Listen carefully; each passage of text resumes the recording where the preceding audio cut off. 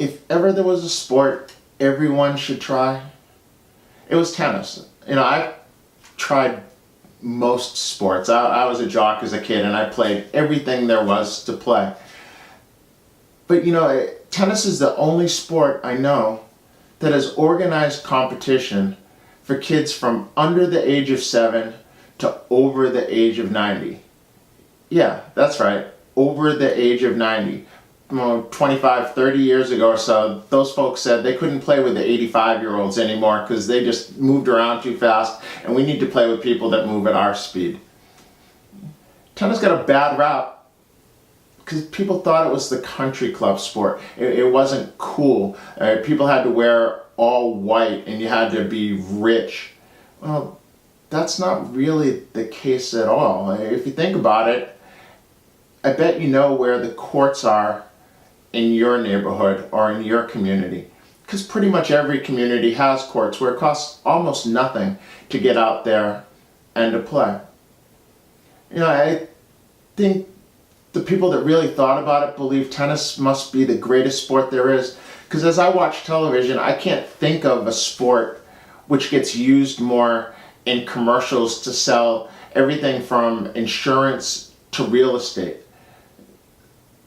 I guess tennis actually cures all the ills that there are to be had. Really all it costs is a couple dollars for a can of balls, and the balls actually are a little bit easier to use once they get used a couple of times and they don't bounce quite as high. And all you need is one other person. Where, I played lots of team sports, and I can't tell you the last time I knew enough people to get together to play soccer or basketball or something. I don't have those kinds of connections at this point in time. So why aren't the courts full like they were in the 70s and 80s? It was a time when tennis boomed in the United States, and a lot of people say, well, we don't have the champions that we did then, the Jimmy Connors and the John McEnroes and the Arthur Ashes and the Chris Everts. We just don't have those at the moment.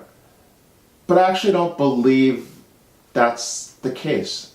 I believe tennis isn't thriving today because the people who run the municipal facilities don't really understand how to drive the sport.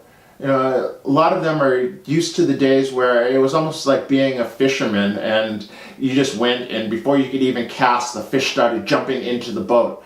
And that's all it took. It isn't like that anymore. Various organizations have set up the leagues which people who ran municipal facilities counted on for a lot of their revenue. And so now they actually need to get into the business of bringing people into the game and making it fun. Well, what makes anything fun for people? What makes it fun is being good at it. And tennis is one of those things which has really been hard. And what we've done teaching it to this point in time has largely been, we stick people on the other side of the net and we hit balls to them and we bark instructions from the other side, and they hit a ball and then they try to hit it back and forth, but they can't really do it very well. And they spend most of their time picking up balls. And they're like, wow, that wasn't really very fun. So they gravitate to something which is more fun. Folks running municipal facilities should have programs which incorporate smaller courts getting people started, maybe balls which don't bounce quite as high. We do it for kids. Actually, the rules of tennis for kids under the age of 10 have changed to where they mandate it. It's possible for adults to start the same way. We do it in skiing. We start with short little skis and then we move to bigger skis. Well, tennis has an opportunity to do the same thing. So what I suggest you do is you call your municipal facility and you ask them, what are the programs like for people like me who are trying to get into the game?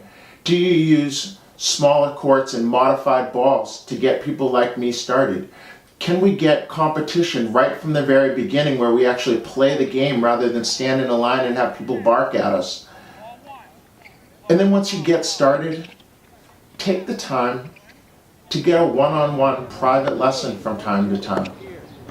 You'll find that it helps you work through some of the little things which are just seem a little difficult. But if you take a pro that understands what you want to do and can take you from where you are to where it is you want to go. Because after all, that's what a coach is. We were named after the vehicle which moved the aristocracy from where they were to where they wanted to go. And so if you find a coach that understands that and is willing to work with you, just every once in a while when you think you need a little personal help, I think you're going to find that this is the best sport you could ever possibly play. And it starts right at your municipal facility.